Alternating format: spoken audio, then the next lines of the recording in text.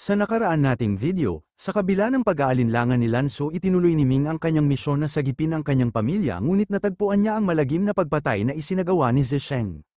Sa matinding galit pinahirapan niya si Zisheng ngunit sa kahihiyan nito bumunot ito ng isang misteryosong espada upang wakasan ang laban.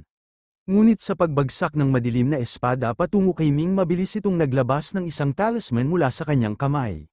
Sa sandaling i-activate ito lumitaw ang lahat ng kanyang nakatagong kagamitan, mga kagamitang kanyang nakuha mula sa Treasury House noon. Mabilis niyang isinuot ang kanyang makapangyarihang armor at nang dumating ang sandali ng pag-atake pinigilan niya ito gamit ang kanyang nakabalot na braso. Sa halip na matakot natawa si Ming at tinanong si Zisheng kung yun na ba ang sinasabi niyang pinakamakapangyarihang teknik. Hindi siya naantig sa lakas nito, para sa kanya masyadong mahina ang ipinagmamalaki ni Zisheng. Habang nanginginig sa gulat hindi matanggap ni Zisheng ang nangyari, ang kanyang sukdulang teknik isang ataking dapat ay hindi kayang pigilan ni Numan ay walang epekto kay Ming. Lalo pang nayanig ang kanyang kalooban nang makita niyang binunot ni Ming ang kanyang Golden Dragon Sword. Sa isang iglap pinutol ni Ming ang madilim na espada ni Zisheng dahilan upang ito ay mabasag at mawala. Sa puntong ito bumalot ang takot sa buong katawan ni Zisheng, dahil sa matinding pagkabalisa hindi maiwasan ni Zisheng na itanong kung paano nakuha ni Ming ang napakaraming mamahaling kagamitan.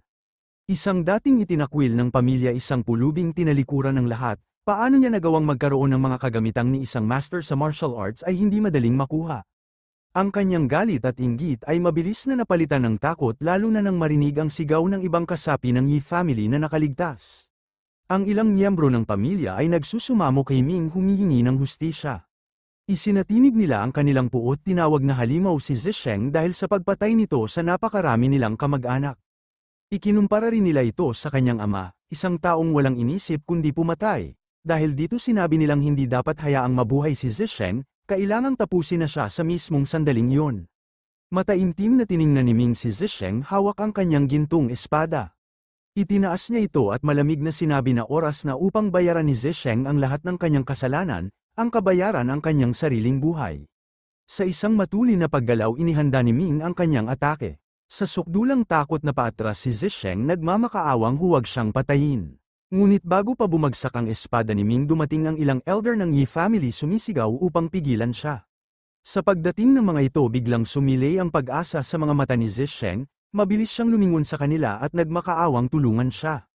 Inutusan niyang pigilan nila si Ming dahil kung hindi tiyak na papatayin siya nito. Ang mga elder naman ay patuloy sa kanilang pagsusumamo kay Ming. Pinakiusapan nila ito na huwag ituloy ang pagpatay kay Zisheng dahil kung siya rin ay mamamatay wala nang matitirang leader sa kanilang pamilya. Marami na sa kanilang pamilya ang namatay at ang pagpatay kay Zisheng ay maaaring maging dahilan ng tuluyang pagbagsak ng kanilang lahi. Ngunit sa halip na makuha ang suporta ng kanilang pamilya isang malakas na sigaw ang umalingaw-ngaw mula sa mga natitirang miyembro ng Yi family. Sa galit at sama ng loob inakusahan nila ang elder ng pagiging makasarili at taksil. Saan sila noong walang awang pinapatay ni Zisheng ang kanilang mga kasamahan? Bakit ngayon lamang sila lumilitaw hindi upang ipagtanggol ang mahihinang miyembro ng kanilang pamilya kundi upang sagipin ang mismong taong pumapatay sa kanila? Sa harap ng matinding paninisi ng kanyang sariling pamilya napalunok ang isa sa mga elder. Ngunit sa halip na makinig iginiit niyang si Ming ay hindi na bahagi ng kanilang pamilya, si Wan Liang ay pumanaw na at tanging si Zisheng na lang ang natitira upang ipagpatuloy at muling palakasin ang kanilang pamilya. Sa matinding pagtatalo iginiit ng elder ng Yi family na kung papatayin din nila si Zisheng wala nang matitirang tunay na tagapagmana upang pamunuan ang kanilang pamilya. Ngunit ang kanilang mga salita ay lalong nagpagalit sa mga naiwang miyembro ng Yi family. Sa gitna ng kanilang luha at paghihinagpis tinawag nilang makasarili ang elder sinabing wala silang ibang nais kundi iligtas si Zisheng para lamang may maipwesto bilang pinuno. Paano nila nagagawang ipagtanggol ang isang taong walang awang pumatay ng 300 nilang kasamahan? Kung talagang ito ang nais nilang gawing pinuno mas lalo silang nawalan ng tiwala sa kanila. Sa galit at panawagan ng hustisya direkta nilang hinarap si Ming, ipinakiusap nila sa kanya na huwag nang ipagpaliban ang dapat gawin. Walang dahilan upang iligtas si Zisheng, ang tanging nararapat ay ang kanyang kamatayan bilang kabayaran sa lahat ng kanyang ginawa sa kanilang pamilya. Ngunit bago pa makapagdesisyon si Ming isang lalaking galing sa labas ang biglang tumakbo papasok hinihingal at puno ng takot. May dala siyang isang nakababahalang balita, paparating ang Wu family at kasama nila ang maraming bihasang martial arts masters. Sa kanyang pagsusuri hindi sila dumating para makipag-usap ng maayos, ang kanilang tunay na layunin ay ang pag-atake. Nagulat si Ming sa kanyang narinig. Bago pa siya makapagtanong dumagsa na sa loob ng lugar ang grupo ng Wu family kasabay ng kanilang mga dalubhasang mandirigma. Sa gitna nila isang lalaking may matinding awtoridad ang humarap, ang ama ni Hanyu. Ngunit ang totoong ama ni Hanyu ay hindi isang tunay na tao kundi ang mismong pinuno ng Huang family. At ngayon dumating siya upang personal na tapusin ang laban. Hindi nag-atubili ang elder ng Yi family na tanungin ang dahilan ng kanyang pagdating. Ngunit sa halip na sagutin sila ng maayos ngumisi ang pinuno ng Huang family at sinabing dumating siya upang samantalahin ang kanilang kahinaan. Alam niyang kasalukuyang humihina ang Yi family at ngayon ang tamang panahon upang tuluyan niyang pabagsakin ito. Ngunit higit sa lahat mayroon siyang personal na dahilan para dumating. Labis na nasaktan ang kanyang anak dahil kay Ming, isang pagkatalong nagresulta sa kanyang pagkakatalsik mula sa Red Sun Sect at dahil dito dumating siya upang ipaghiganti ang kanyang anak. Mabilis siyang nag-utos sa kanyang mga tauhan, walang pag-aalinlangan inutusan niya silang atakihin si Ming. Agad namang gumalaw si Ming mabilis na dumaan sa pagitan ng mga martial arts masters dumiretso sa pinakamakapangyarihang kalaban, ang pinuno ng Huang family. Sa pagtalon niya gamit ang kanyang espada hinarap niya ito nang walang pag-aalinlangan. Ngunit sa halip na mabahala ngumiti ang pinuno ng Huang family at malupit na tinanong kung paano nagkaroon ng lakas ng loob si Ming na lumaban sa kanya, pareho silang martial arts warriors ngunit iginiit niyang siya ay mas malakas. Kasabay nito narinig niya ang boses ni Beng Ying na may babala, hindi niya maramdaman ang enerhiya ng kalaban at tila hindi ito isang ordinaryong martial arts warrior, ito ay isang tunay na martial arts guru.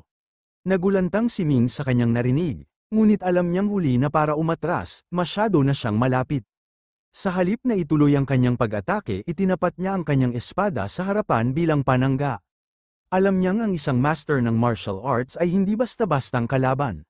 Sa isang iglap na itulak siya pabalik bumagsak sa lupa at nagsimulang dumugo ang kanyang bibig. Ramdam niya ang matinding epekto ng suntok, isang patunay ng napakalaking agwat ng kanilang lakas. Nang makita ito ngumiti si Master Huang humanga sa matibay na armas ni Ming, sa kabila ng kanyang malakas na suntok hindi ito nabasag. Ngayon hindi lang si Ming ang kanyang nais mapatay, nais din niyang kunin ang espada nito para sa kanyang sarili. Sa malamig na tono sinabi niyang oras na upang ihanda ang sarili dahil matapos mamatay si Ming kanya na ang espada. Mabilis na kumilos si Master Huang upang umatake ngunit sa mismong sandaling tumama ang suntok sa kanya lumitaw ang katotohanan, ang tinamaan ay isa lamang anino. Sa isang iglap tuluyan nang nakatakas si Ming mula sa labanan. Si Master Huang ay hindi makapaniwala sa nakita niya, sa kabila ng pagiging isang martial arts warrior lamang ni Ming marami itong hindi pangkaraniwang kakayahan. Hindi lang siya nagtataglay ng mga mataas na antas ng sandata at kagamitan kundi lubos din niyang napag-aralan ng isang pambihirang high-grade footwork technique. Samantala sa kabilang panig ipinakita rin si Zisheng, mula sa kanyang katawan inilabas niya ang isang talisman. Hawak ito ng mahigpit bago niya ito biglang pinagana, sa isang kisap mata tuluyan siyang naglaho mula sa lugar. Sa parehong pagkakataon dumating si Yuan Qi at nagmamadaling lumapit sa kanyang ama. May galit sa kanyang tinig nang sabihin niyang hanggat buhay ang batang yun hindi kailanman papayag si Lady Hanyu na magpakasal sa kanya. Upang maisakatuparan ang kanyang nais kailangan nilang patayin si Ming, dagdag pa rito nararapat lamang na maghigantay sa pagkamatay ng kanyang kapatid, isang utang na kailangang bayaran ng dugo. Sa hindi maipaliwanag na dahilan inilagay ni Master Huang ang kanyang kamay sa kanyang mukha at kasabay nito nagbago ang kanyang anyo.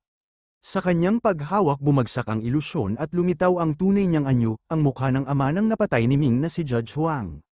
Matapos ipakita ang kanyang tunay na sarili malamig niyang sinabi na si Ming ay nagtataglay ng maraming lihim.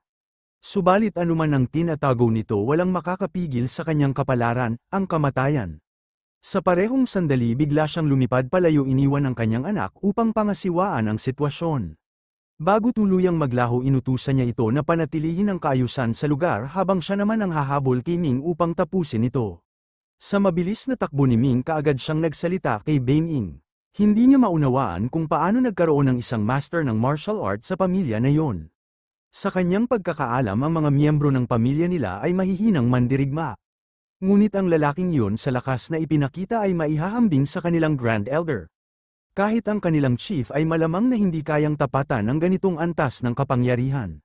Sumagot si Beng Ying sa isang seryosong tono, ipinaliwanag niyang ang lalaking iyon ay hindi kung sino ang kanilang inaakala. May isang bagay na nangyari, nagpalit siya ng mukha dahilan kung bakit hindi niya agad ito napansin. Sa kanilang Yan State kakaunti lamang ang mga pamilya na mayroong martial arts master sa antas ng guro.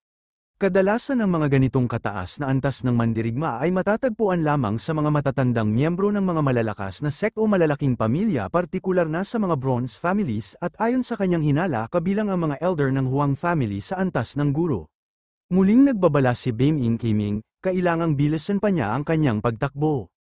Ang master ay nasa likuran pa rin niya at kung hindi siya magpapabilis madali siyang mahuhuli nito.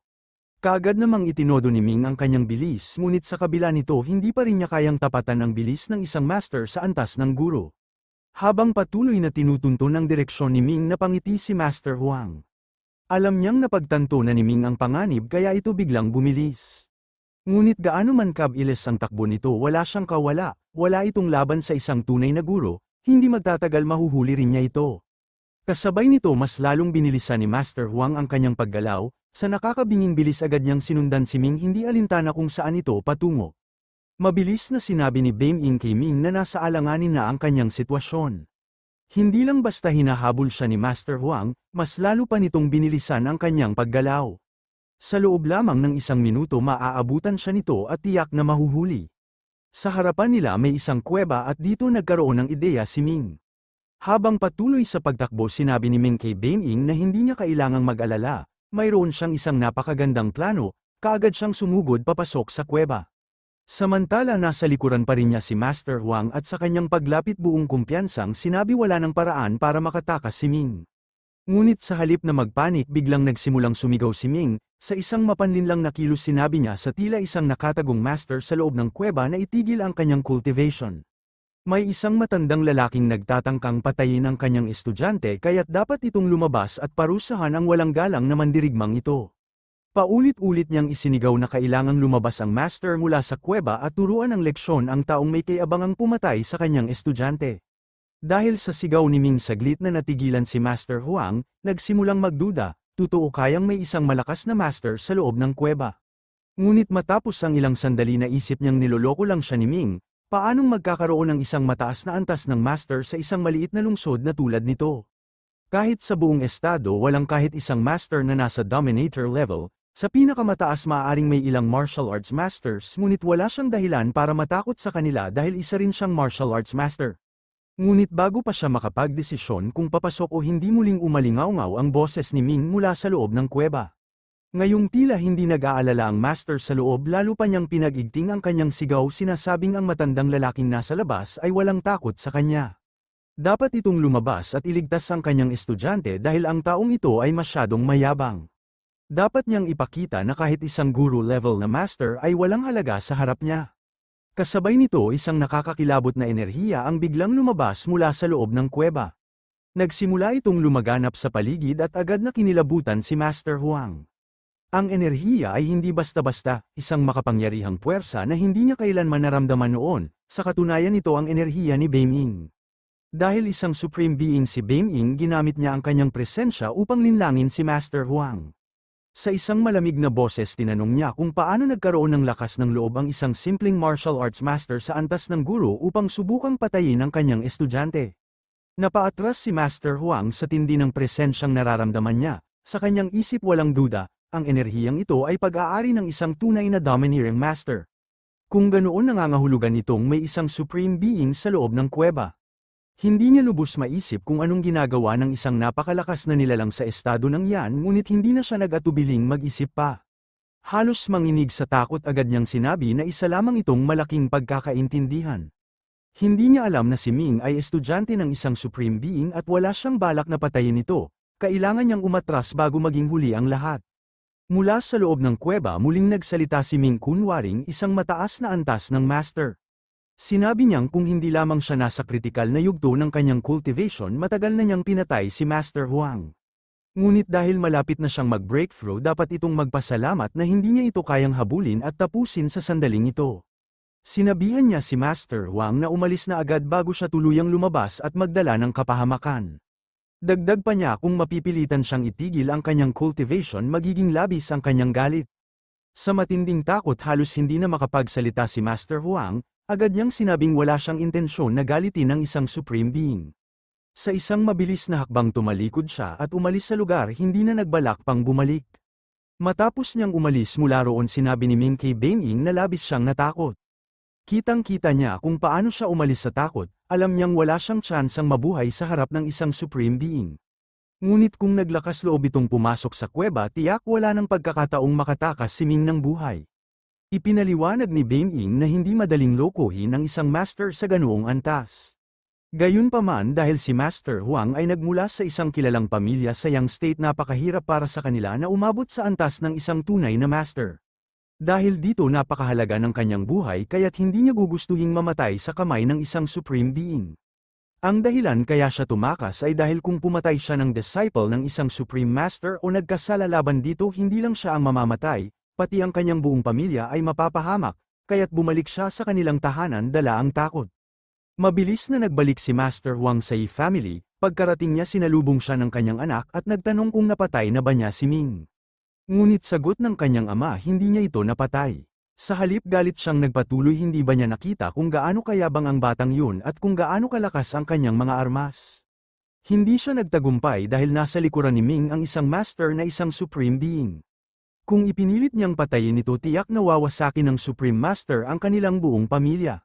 Ngunit hindi nagustuhan ng kanyang anak ang sagot na iyon. Wala siyang pakialam kung may Supreme Master sa likod ni Ming. Siya mismo ay isang estudyante ng Swordpool Sect at kung susubukan ng Supreme Master na patayin siya, kailangang harapin nito ang buong sect. Hindi ganoon kadali ang pumatay sa kanya, kaya't hindi siya natatakot. Ipinahayag niya na kung saan man niya makita si Ming, papatayin pa rin niya ito. Pagkatapos ay nagtanong siya sa kanyang ama kung ano ang dapat nilang gawin sa sitwasyong ito. Tinanong ni Master Huang ang kanyang anak kung nahuli na ba nila ang lahat ng tao sa lugar. Sagot ng kanyang anak, oo, karamihan sa kanila ay nahuli na. Ang iba na lumaban ay pinatay na nila, habang ang natitirang mga tao ay ginawang alipin. Sa altar ng Yi family nagmamakaawa ang mga bihag, nakiusap sila na palayain sila ng akong gugugulin ang natitirang bahagi ng kanilang buhay bilang alipin ng pamilya Huang. Ngunit may ngiting kasamaan sa mukha ni Master Huang, sinabi niyang ang mga tulad nila ay hindi man lang karapat-dapat maging alipin, hindi nila layuning gawing alipin ang mga ito, papaslangin nila silang lahat. Agad niyang iniutos sa kanyang mga tauhan na patayin ang lahat, walang ititira kahit kababaihan, matatanda o maging mga bata. Sa araw na yun tuluyang naglaho ang buong Yi family sa dugo ang massacre. Samantala nasa malayo si Ming at bigla siyang nakaramdam ng matinding pagkabalisa. May kung anong bumabagabag sa kanyang isipan, isang hindi maipaliwanag na kaba at pagkasuklam na hindi niya makontrol. Kasabay nito isang kakaibang enerhiya ang nagsimulang sumiklab sa kanyang katawan.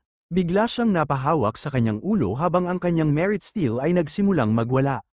Sa gitna ng matinding sakit at pagkalito, sinabi niya kay Beiming na may kakaibang nangyayari. Ang kanyang merit steel ay tila galit na galit, ngunit hindi niya maunawaan kung ano ang dahilan nito. Sagot naman ni Beiming ang dahilan ay may kaugnayan sa dugo ng kanyang pamilya. Ipinaliwanag niya kay Ming na dahil mayroon siyang koneksyon sa dugo ng Yi family at dahil ang kuweba ay hindi kalayuan mula sa kanilang kinaroroonan, dama niya ang pagbuhos ng dugo ng kanyang pamilya. Sa mabigat na pahayag, sinabi ni Beiming kay Ming na ang Huang family ay walang awang pinatay ang buong Yi family, walang iniwang buhay, lahat ay naligo sa sariling dugo. Sa kanyang pagkabigla at matinding galit, mabilis na lumabas si Ming mula sa kuweba at sa kanyang pagtanaw sa malawak na tanawin ng kanyang nayo, nasilayan niya ang pulang langit, tila isang senyales ng naganap na trahedya. Ipinaliwanag ni Beiming na ang dugo ng kanyang pamilya ay humalo na sa hangin, dahilan kung bakit namula ang kalangitan. Hindi lamang ito isang simpleng pagpatay kundi isang ganap na paglipol sa buong angkan ng Yi family, wala ni isang itinira kahit ang mga inosenteng bata ay pinaslang. Nag-aapoy ang galit sa puso ni Ming, hindi niya matanggap ang sinapit ng kanyang pamilya. Sa kanyang matinding puot, sinabi niyang hindi niya patatawarin ang Huang family, wawasakin niya silang lahat bilang ganti sa kanilang ginawa. Ngunit si Beiming ay nagpahayag ng mas malamig na pagkakaunawa, alam niyang ang Yi family mismo ay hindi nagkaisa, sila ay nahati sa kanya-kanyang layunin kaya't hindi nila nagawang protektahan ang kanilang sarili. Hindi niya dapat isisi ang lahat sa kanyang sarili. Dagdag pa ni Beiming na balang araw kapag siya ay naging mas malakas, magagawa niyang ipaghiganti ang kanyang pamilya at wasakin ang Huang family. Nanginginig sa galit, sinabi ni Ming na walang kasalanan ang matatanda at mga bata sa kanyang pamilya, ngunit hindi sila pinatawad ng Huang family. Dahil dito kailangang pagbayaran ng mga ito ang kanilang ginawang kasalanan. Gayunpaman hindi pa tuluyang naglaho ang Yi family, may ilan pang natitira sa Red Sun sect. Kaya't nagdesisyon si Ming na muling buuin ang kanyang pamilya. Bagamat may mga maling ginawa ang kanyang pamilya noon, sisiguraduhin niyang ang bagong Yi family na kanyang itatatag ay hindi magiging katulad ng dati. Sa kanyang pagbabalik sa Red Sun sect, dumiretso siya sa courtyard ni Lanso kung saan naroon ang mga natirang miyembro ng Yi family. Sa kanyang pagdating patakbong lumapit ang bata, puno ng kaba at takot, at tinanong si Ming kung ano ang nangyari sa kanilang pamilya. Ramdam niya sa kanyang puso na may masamang nangyari sa kanilang nayon. Kasama rin niya ang kanyang lola na nagtanong kay Ming kung ano ang naging kapalaran ng kanilang pamilya, pati na rin kung napatay na ba si Zisheng at ilan pa ang natitira sa kanilang angkan. Sa lungkot na nadarama, mabigat na ipinaliwanag ni Ming ang nangyari. Sinabi niyang bumalik siya sa Yi family upang tapusin si Zisheng, ngunit bago niya ito mapatay dumating ang Huang family at sinalakay sila. Pinatay nila ang buong Yi family, walang natirang buhay at si Zisheng mismo ay nakatakas. Sa narinig ng lumo ang bata at ang kanyang lola, hindi nila matanggap ang katotohanang tuluyan ng nawasak ang Yi family. Ang batang babae ay napahagulgol, iniisip na wala na silang tahanan, na lahat ng kanilang minamahal ay wala na. Lumapit si Ming sa batang babae, marahang hinawakan ang kanyang ulo at sinabi na ang nangyari sa kanilang pamilya ay hindi na dapat maulit. Ang Yi family noon ay hindi nagkakaisa, sila ay nag-away sa halip na magtulungan, kaya't sa hinaharap kailangang tandaan ng lahat na huwag nang sundan ang yapak ng kanilang lumang pamilya at dapat silang manatiling magkakasama. Iniabot ni Ming ang bag ng Marshall coins sa lola at sinabing sapat na ito upang makapagsimula sila. Hinimok niya itong bumili ng isang lugar para sa kanilang sarili at magtayo ng mga tindahan at bumili ng lupain. Gusto niyang bumuo sila ng bagong Yi family at kung sakaling may kailangan sila, maaari silang bumalik sa kanya para humingi ng tulong. Sa labis na kasiyahan, nagpasalamat ang matatandang babae, hindi makapaniwala na hawak nila ngayon ang 300 Marshall coins, isang halaga na hindi pa nila nakita sa buong buhay nila. Habang pinagmamasdan sila ni Ming, naisip niya na ang tanging magagawa niya ngayon ay umasa na hindi na mauulit ang mga pagkakamali ng kanilang lumang pamilya. Sa sandaling yun, biglang tumakbo si Lansu papalapit sa kanya at ipinaalam na kailangan niyang pumunta sa main hall. Sinabi nitong may malaking pagbabago sa Yan State, ito ay gagawing isang county sa ilalim ng Qinglong Dynasty. Agad na nagtungo si Ming sa main hall kung saan nakatayo na ang maraming tao. Nararamdaman niyang karamihan sa kanila ay may matitinding enerhiya, ngunit marami rin siyang hindi pa nakikilala.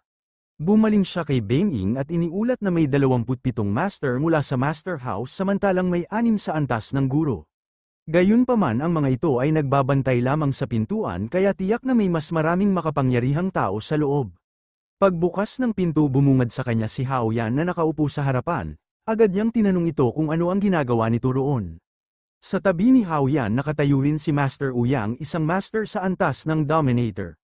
Nagulat si Ming at napatanong kung anong ginagawa ni Master Ouyang sa lugar na ito. Biglang tumakbo si Hao Yan papalapit sa kanya, puno ng saya, at sinabing matagal na siyang naghihintay at nagpapasalamat siya na sa wakas ay dumating na si Ming. Habang inoobserbahan ang paligid, sinabi ni Beng-ing kay Ming na ang taong nakatayo sa tabi ni Ouyang ay isa ring Dominator level master. Sa narinig, natigilan si Ming at kinabahan. Hindi niya inaasahan ang ganitong sitwasyon. May 2 Dominator level master, 27 Grandmasters ng martial arts at 6 na Guru level masters. Ipinaliwanag ni Ouyang kay Ming na wala silang balak sakupin ang Yan State, ngunit itinalaga ang batang prinsipe bilang pinuno ng lugar. Sinabi niya na dumating sila sa utos ng Young Marquis upang buwagin ang Yan State at gawin itong isang county city sa ilalim ng Qinglong Dynasty, at higit pa rito si Hao Yan ang itatalagang sheriff ng lugar. Nagulantang si Ming sa narinig. Hindi siya makapaniwala at napailing bago diretsahang nagtanong, tunay nga bang iniisip nila na ang isang batang gaya ni Hao Yan ay magiging sheriff ng buong county?